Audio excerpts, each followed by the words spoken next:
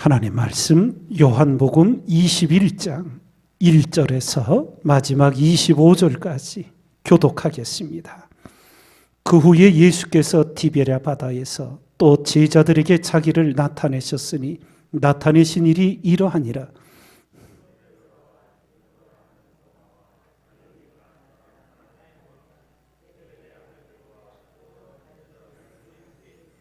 시몬 베드로가 나는 물고기 잡으러 가노라 하매 저희가 우리도 함께 가겠다 하고 나가서 배에 올랐으나 이 밤에 아무것도 잡지 못하였더니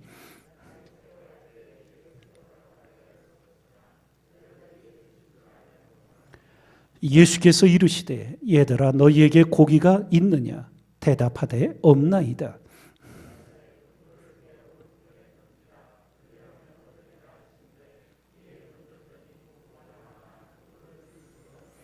예수의 사랑하시는 그 제자가 베드로에게 이르되 주시라 하니 시몬 베드로가 벗고 있다가 주라 하는 말을 듣고 겉옷을 두른 후에 바다로 뛰어내리더라.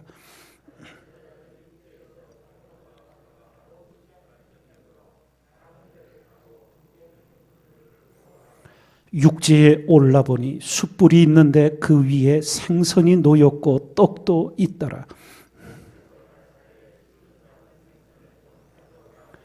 시몬 베드로가 올라가서 그물을 육지에 끌어올리니 가득히 찬 고기가 153마리라.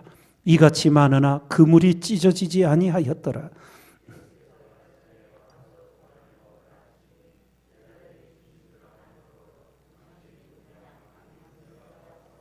예수께서 가셔서 떡을 가져다가 저희에게 주시고 생선도 그와 같이 하시니라.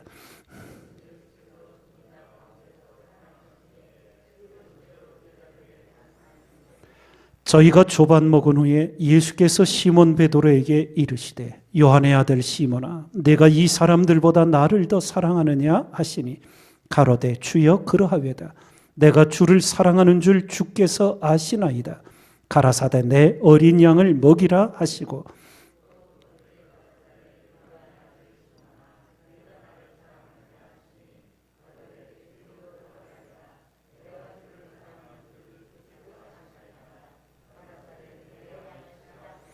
세 번째 가라사대 요한의 아들 시몬아 내가 나를 사랑하느냐 하시니 주께서 세 번째 내가 나를 사랑하느냐 하심으로 베드로가 근심하여 가로되 주여 모든 것을 아시오매 내가 주를 사랑하는 줄을 주께서 하시나이다. 예수께서 가라사대 내 양을 먹이라.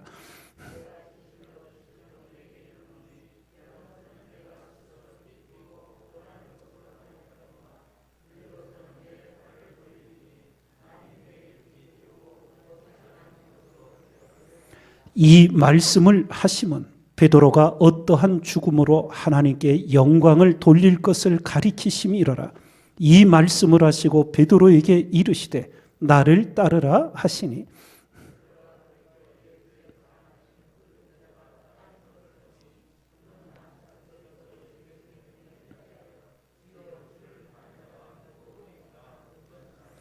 이에 베드로가 그를 보고 예수께 여짜오되 주여 이 사람은 어떻게 되겠삼나이까?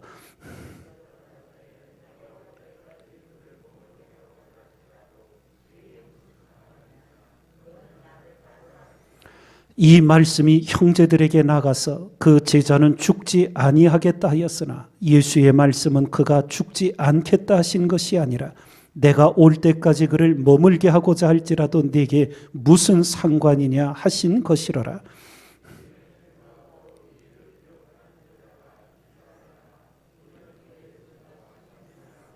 함께 읽습니다.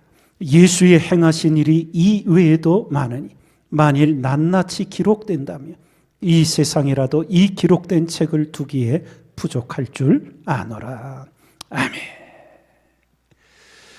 오늘 말씀은 부활의 주님께서 세 번째 제자들을 찾아가신 내용과 무너졌던 베드로를 일으켜 주시고 마지막 당부의 말씀을 주신 내용입니다.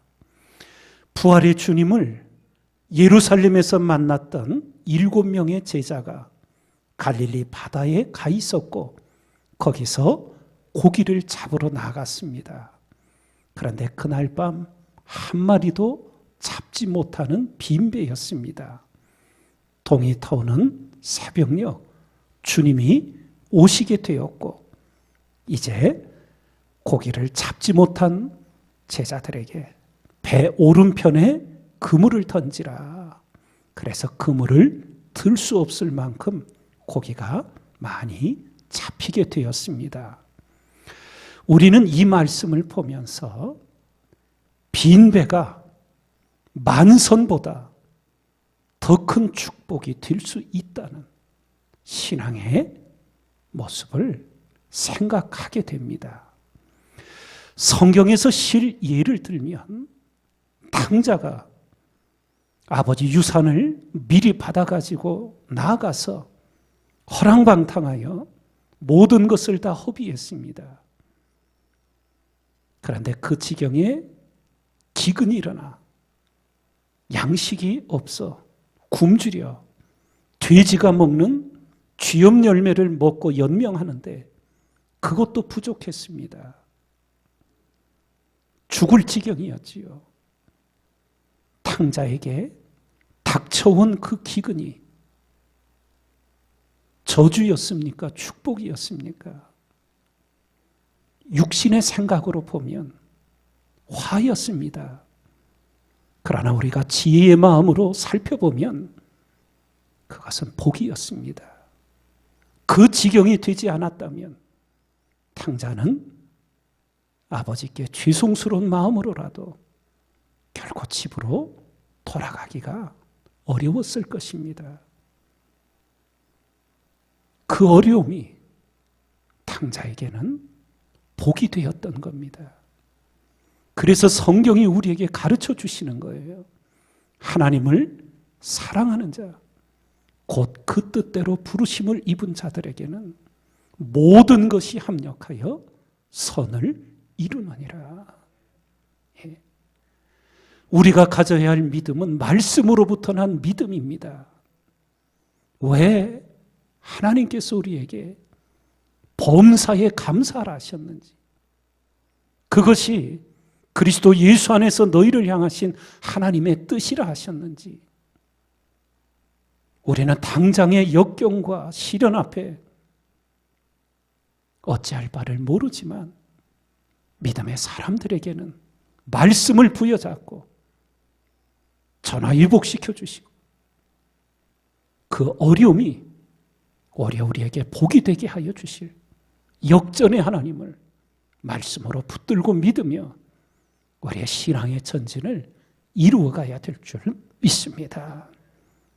7명의 제자가 고기를 잡지 못한 빈배, 그러나 그 빈배가 주님을 만나 만선 정도가 아니라 그물을 들어 올릴 수 없어서 결국 그물채 작은 배로 끌고 나오게 됩니다.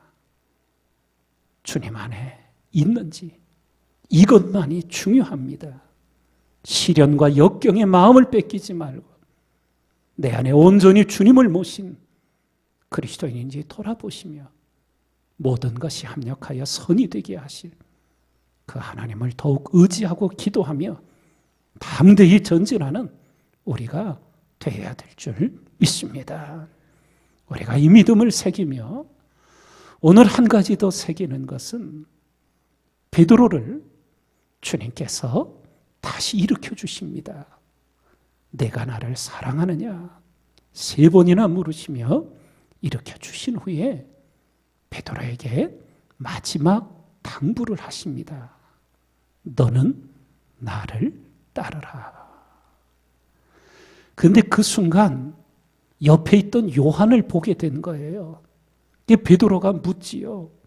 요한은 어찌 되겠습니까? 그러나 주님은 또다시 말씀하시기를 다른 사람 상관하지 말고 너는 나를 따르라. 실제로 베드로를 포함한 11제자들 마띠아까지 전부 복음을 위하여 순교했습니다. 그러나 요한은 예수님의 어머니 마리아를 에베소에서 끝까지 봉양하고 순교하지 않고 자연사를 하게 됩니다. 여기서 우리가 하나님의 뜻을 생각하며 이 너는 나를 따르라는 이 말씀, 베드로를 부르실 때 나를 따라오너라, 내가 너희로 사람 낚는 어부가 되게 하리라 하셨습니다. 그런데 지금 주신 이 말씀은 그 뜻을 함축함과 더불어 가장 중요한 것을 당부하시는 거예요. 무엇을 따라오라는 것이었겠습니까? 십자가의 길을 따라오라는 것이었습니다. 오늘날 사회를 향한 교회의 영향력이 바닥으로 추락했어요. 성도들이 사회에서의 삶 속에서 성도의 능력들이 무력해졌어요. 가장 큰 원인은 십자가의 길, 희생을 하지 않기 때문입니다. 희생이 없어져 버렸어요. 십자가는 멀리 던져버리고 편한 대로, 쉬운 대로 신앙생활에 나가는 오늘날의 모습들이 하늘의 능력을 막고 있습니다. 누구든지 나를 따라오려거든 자기를 부인하고 날마다 제 십자가를 지고 나를 쫓을 것이니라 말씀하여 주셨는데, 나는 오늘 십자가를 지고 즐거운 마음으로 교회 일이 있을 때, 집안에 일이 있을 때, 내가 일하는 일터에 누군가는 감당해야 될 짐이 있을 때 그것을 기꺼이 지며 희생의 길을 즐거운 마음으로 감당하고 있는지 우리 자신들을 돌아보며 주님께 착하고 충성된 종이라 칭찬 듣는 우리의 믿음이 되어가야 될 줄 믿습니다. 너는 나를 따르라. 베드로에게 주셨던 그 말씀이 여러분과 저의 심령에 새겨져서 십자가의 길, 그 희생의 길을 기꺼이 즐거운 마음으로 주님을 향하는 우리가 되길 주님의 이름으로 축원드립니다.